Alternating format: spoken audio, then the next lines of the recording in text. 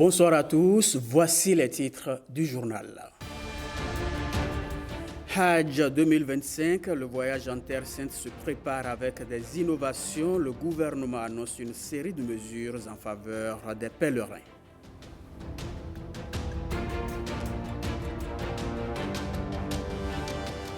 En route pour le FESPACO 2025, 7 productions béninoises sont en lice. Les réalisateurs béninois visent la marche finale qui leur échappe depuis 2017.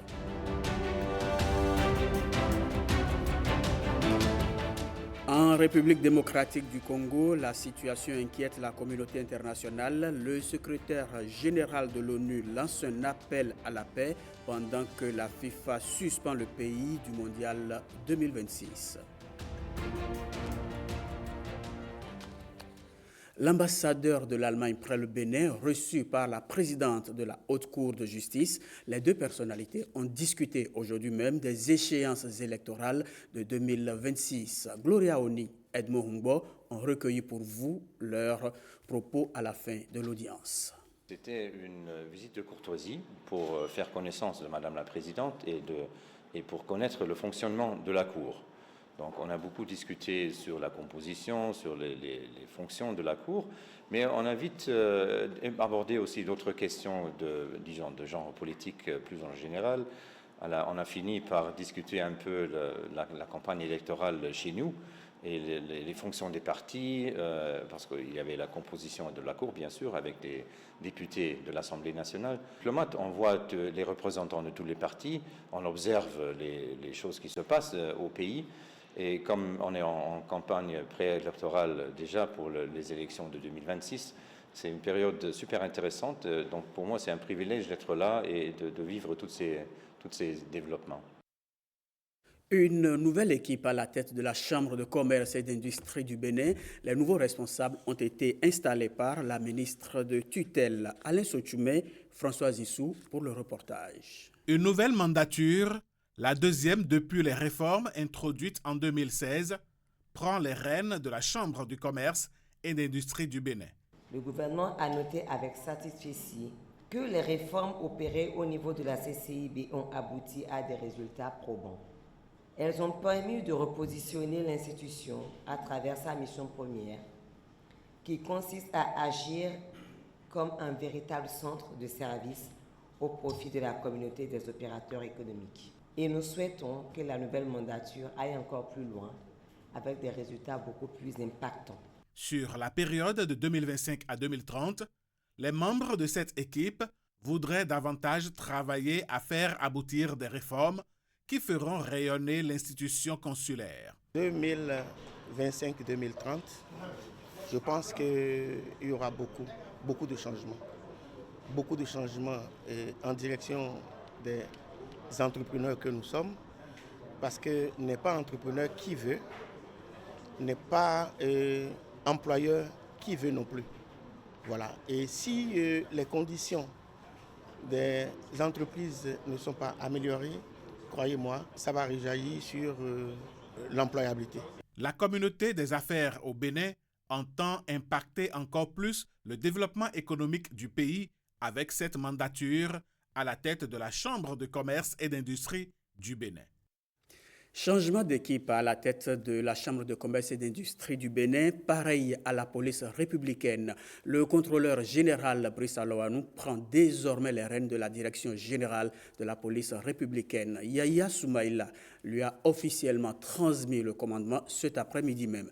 Voici les images de la passation de service, de passation de charge avec Ernest Tétégou et Alain Sotoumé. La police républicaine a un nouveau patron. La passation de service a eu lieu à la direction générale de l'institution. Je voudrais enfin vous demander de vous inspirer de cette pensée de Paul Sartre. Je cite: « Je dormais, je rêvais et je vis que la vie n'est que servir. Je m'éveillais, servis et je vis que servir est joie. » C'est donc avec joie et sentiment de fierté que j'ai servi mon pays. Je vous invite donc à emprunter le même chemin. Le nouveau directeur général de la police entend tisser la nouvelle corde au bout de l'ancienne pour plus d'efficacité. Je m'engage à poursuivre l'œuvre de mes prédécesseurs pour le développement de la police républicaine.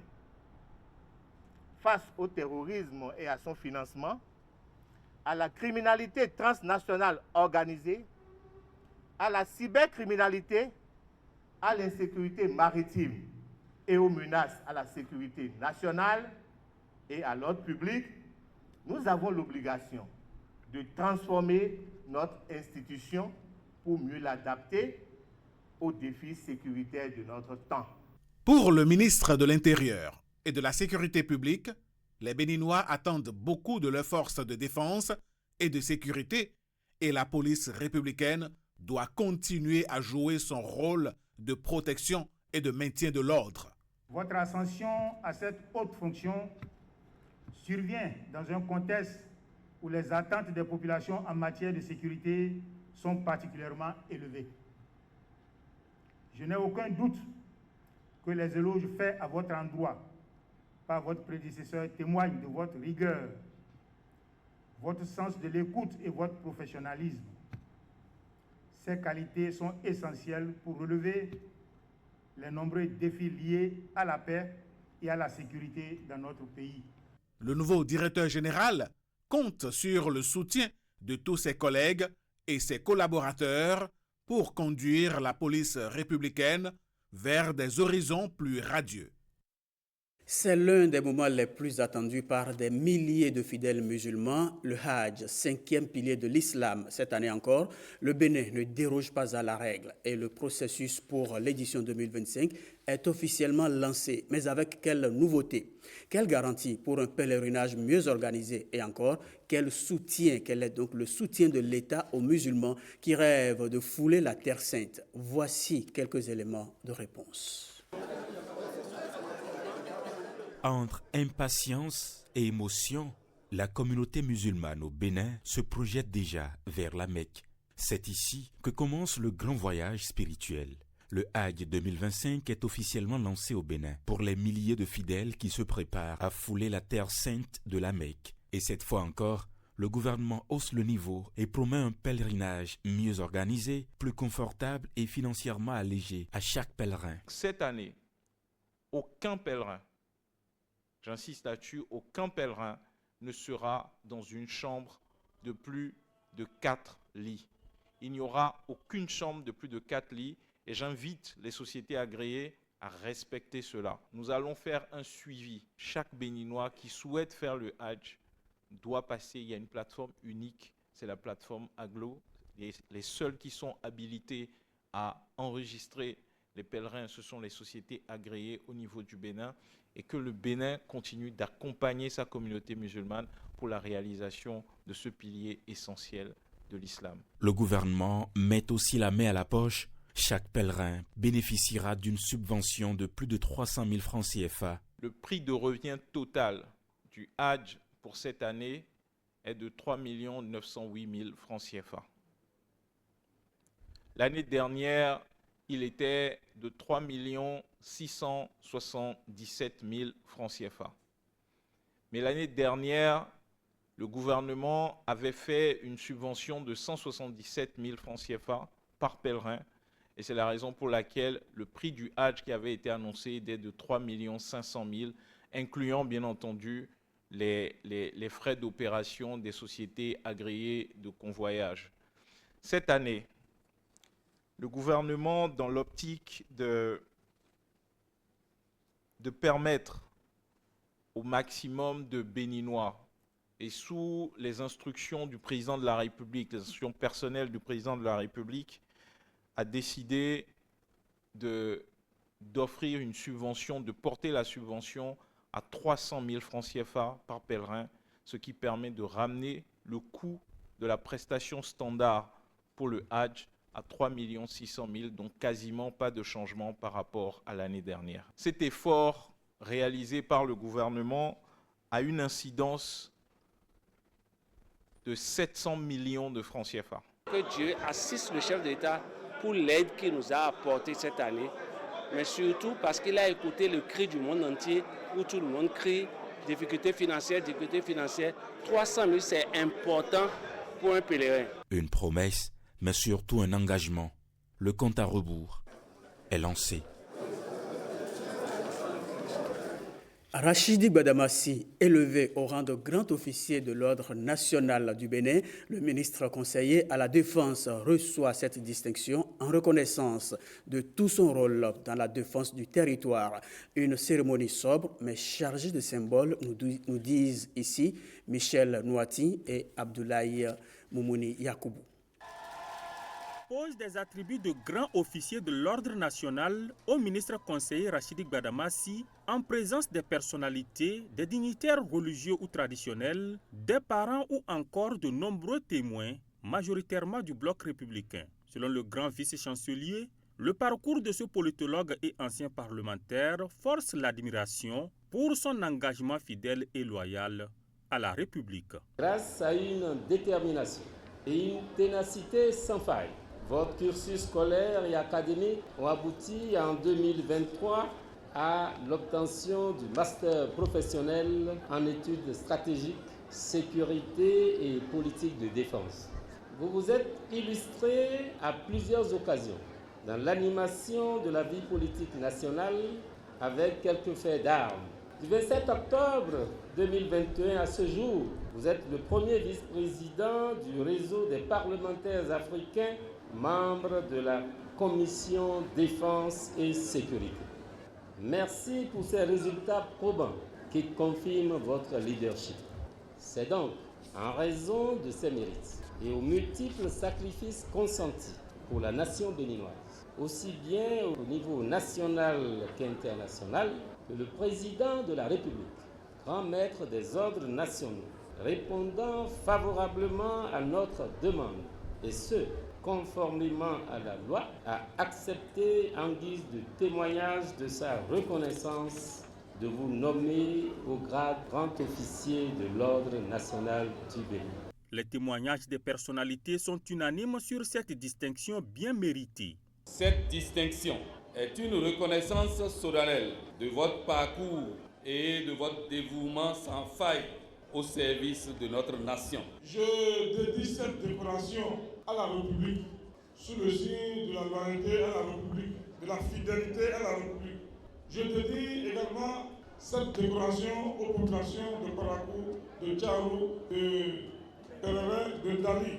Le récipiendaire a dédié enfin cette décoration aux forces armées tombées au combat et aux familles victimes de l'insécurité à cause de la menace terroriste.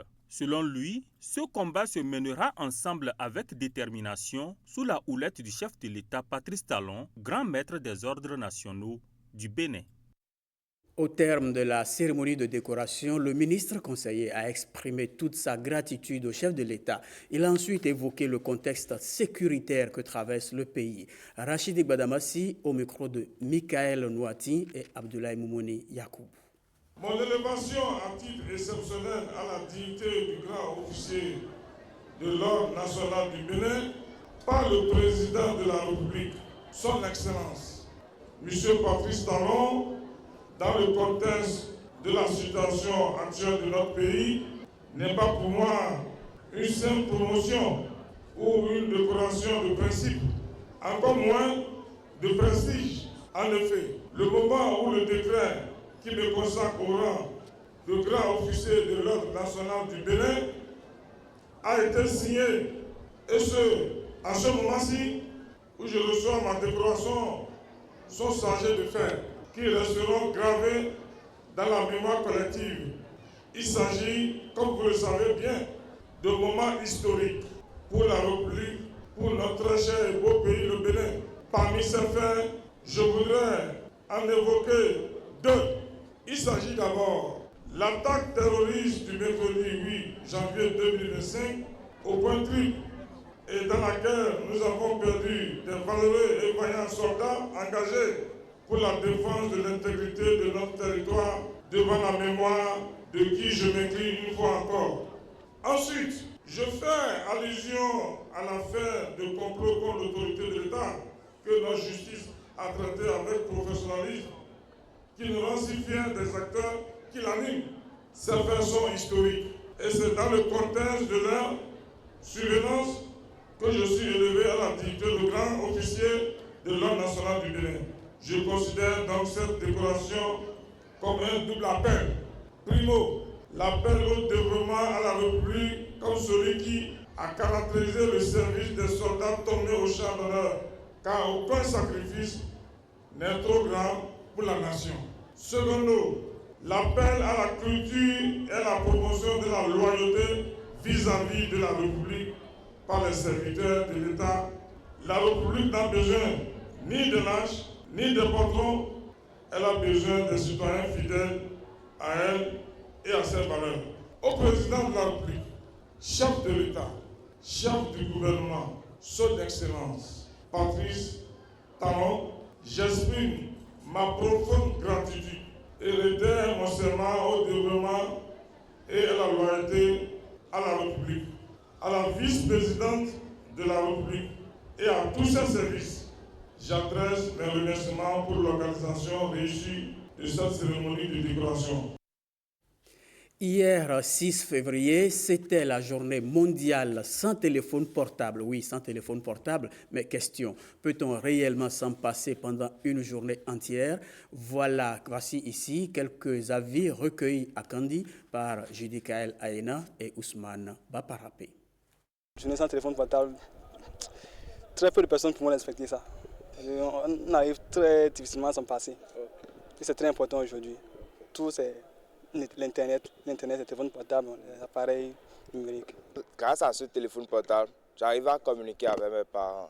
J'arrive à faire mes recherches. Donc, ce sera un dilemme pour moi. Ce sera vraiment un dilemme pour moi. Mais si on me l'impose, là, je n'ai pas le choix. Avec le téléphone, on suit les informations de partout dans le monde. Au quotidien, on a le fil des actualités et tout. Bon, que ça a aussi son côté financier que ça nous rapporte. Le côté financier que ça nous rapporte, c'est que ça nous génère aussi de l'argent si on sait l'utiliser. Mais je pense que ce n'est pas une bonne initiative selon moi. Parce que laisser l'outil, genre la technologie qui nous assiste, pourquoi que ça soit difficile? Le téléphone est devenu plus qu'un outil de communication. C'est devenu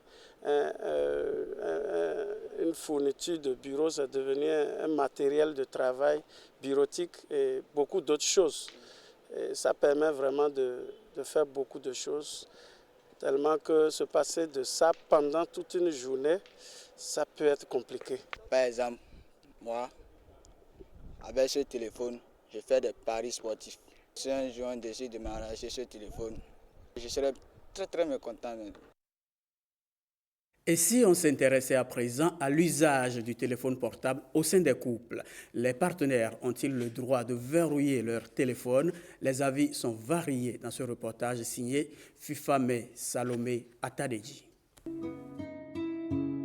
Le téléphone de son partenaire est très tentant. Il est là, parfois juste à côté. Difficile de résister à l'envie de comprendre ce qui se passe dans le téléphone de celui avec qui Hermione partage sa vie. Mais hélas, difficile voire impossible d'y accéder. Ce téléphone est toujours verrouillé. Quand je touchais à son téléphone, il criait non, donne-moi mon téléphone. Bon, il me suivait partout. Je ne me disais même pas son code de téléphone. Mais ça, c'était avant. Aujourd'hui, Rock laisse sa partenaire accéder librement à son téléphone. Et mon mari, il verrouille son téléphone, mais pourtant j'ai assez. Je pense qu'il a changé. Cela n'est pas sans conséquence. Parfois, il suffit d'un message indélicat pour que sa partenaire s'enflamme. Il y a aussi des jeunes filles qui provoquent et tout. Donc, toi, si tu prends le téléphone, tu ne comprends rien des messages que la fille a laissés. Tu te lèves et tout, tu te caches quelque part, tu pleures. Après les explications et tout, tu vas voir que bon, rien n'est là. C'est l'une des raisons pour lesquelles certaines personnes préfèrent garder leur partenaire à l'écart de leur téléphone. Mon portable est toujours verrouillé. Elle n'a pas accès à mon téléphone. Mais c'est juste de principe, parce que je n'ai pas accès à son téléphone. C'est mieux de ne pas filer le téléphone de son nom. Le téléphone, c'est quelque chose de personnel. pour chacun de nous. Normalement, dans le code, nul n'a le droit d'aller toucher le téléphone de l'autre. Pour d'autres, verrouiller son portable, c'est pour les infidèles. C'est à cause de la prostitution. On est mariés et on a des copains. Plusieurs copains. Voilà. Faut dire la vérité. L'homme aussi, marié, a des concubines. Moi, mon portable, ma femme a accès. Tout le temps. D'ailleurs, moi-même, je lui ordonne, quand je suis dans la douche, de prendre l'appel. Ou, je suis à la plage, j'ai laissé le portable à la maison, de prendre la communication. Face à ces avis diversifiés, le conseiller matrimonial tranche. Pour lui, fouiller dans l'intimité de son amoureux n'est pas recommandé. Contrairement à ce que beaucoup de gens peuvent penser, c'est pas parce qu'on est en couple que ça veut dire que il n'y a pas parfois des choses qu'on a envie de garder pour soi. Juste parce que quoi, on n'a peut-être pas envie d'être mal compris, on n'a pas envie d'être mal interprété, ou qu'on n'a pas envie que ces choses que j'ai eu à partager avec l'autre me reviennent en surface ou me soient jetées à la figure lorsque peut-être des situations vont arriver, des situations de mésentente. Si vous voulez épier l'autre, si vous voulez suivre l'autre, si vous voulez contrôler l'autre, que vous le veuillez ou pas, vous découvrirez des choses qui vont vous rendre malaisé. Je ne dis pas ça pour pouvoir dire que dans le couple, on a le droit de vivre la vie de libertinage. Non, mais on a quand même une part qu'on veut garder et que peut-être, pas parce que c'est tendancieux, pas parce que c'est suspect, juste parce qu'on n'a pas envie de partager. La confiance n'exclut pas le contrôle. Toutefois, il semble être préférable de ne pas s'intéresser au contenu du portable de son partenaire, au risque de mettre l'avenir du couple en péril. Loin du téléphone portable et pas du tout gai, le feu a dicté sa loi aujourd'hui. Le marché de Sainte-Rita est sa nouvelle victime. Heureusement, aucune perte en vie humaine n'a été enregistrée, mais on a de nombreux dégâts matériels. Reportage de Heureuse Danodé. Une cinquantaine de hangars sont consumés dans l'incendie. Les marchands sont dans le désarroi. Takilo po embe ajonando bukan non che kombo gidigidi kaka ti ona wa o fifi o jefo nze kulikuli ya kweri ro chime no mini tinja inu gbogbo le kweri ro chime chobo ko chime jizo dion 500,000 ro chisa compte chesi we manu ko sa we ko inu bonduru ko me zero kwa ko ikudun ko ikudun ate ma iku agba ro no le ji biefo de lo atete le ni komene mo njone ya nukunde aguto de ya odu chelsea zanzan no isi kekele boa mo sunsun da sin mi don ni blopia blen me so atiri ko hodo wan isi gwalon mi.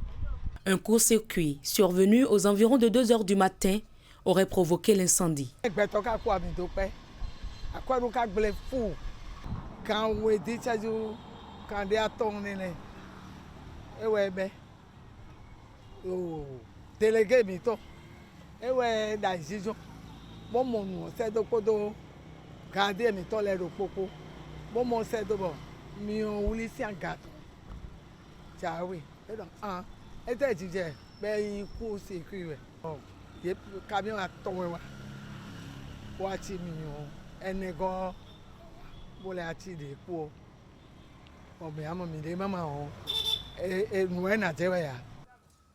Elle tente de récupérer les restes coincés dans les débris, des restes que le feu a dû laisser face à l'intervention des sapeurs-pompiers. Fort heureusement, elles disent avoir reçu le soutien du maire de Cotonou.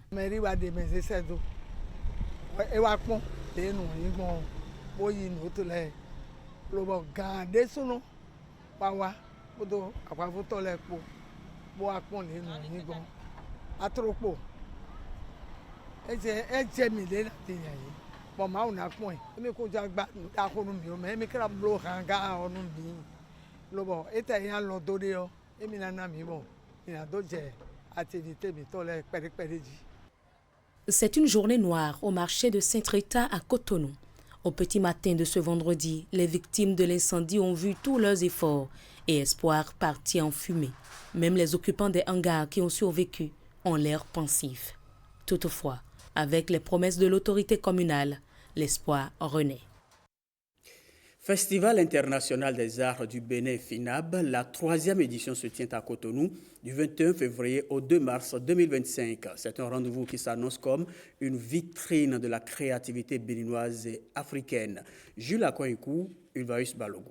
Le Festival international des arts du Bénin FINAB, rendez-vous de valorisation de la culture et des arts sous toutes ses formes et dans toutes ses disciplines, s'annonce. Pour sa 3e édition, l'ambition est de faire du Bénin une véritable plaque tournante de la création artistique. Le Festival international des arts du Bénin voudrait désormais s'imposer comme une plateforme centrale de salons d'art africains et internationaux, drainant des jeunes créateurs et talents nouveaux et accompagnant les bourgeonnements des industries culturelles et créatives d'un continent en pleine émergence. Placé sous le thème « Tisser les liens, le narratif africain à travers l'art », cette édition mettra en lumière diverses disciplines artistiques et propose une programmation diversifiée. Nous aspirons à être l'un des reflets de la créativité culturelle au Bénin. Je vous garantis que le FINAB 2025 est très ambitieux. Nous avons évolué, nous avons appris, nous avons mûri. Et ce festival prend le leadership à l'international pour représenter sa terre natale dans le cercle restreint des festivals internationaux. Et le FINAB est là pour nous rappeler qu'il n'y a pas que l'État pour porter la culture, il n'y a pas que l'État pour porter les arts, en ce qui concerne les événements majeurs. Lorsque nous voyons toute la programmation du festival, cela n'a rien à envier à ce que nous appelons des festivals majeurs.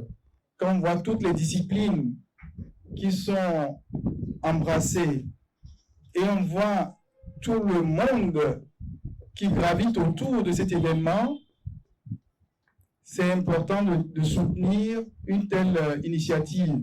Avec plus de 200 exposants déjà inscrits et un engouement international, le FINAB s'annonce comme une vitrine incontournable de la créativité béninoise et africaine.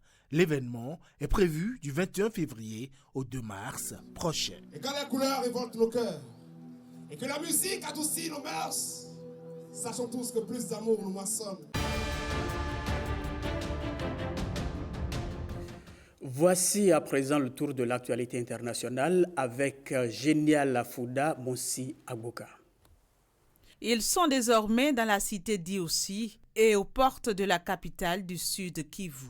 Le cessez-le-feu annoncé par les insurgés le 4 février dernier dans l'est de la RD Congo n'aura pas empêché le M23 de s'emparer de la ville de Nyabiboué et ce à l'issue de combats acharnés. L'annonce a été faite par le président de l'Assemblée nationale, Vital Kamerhe.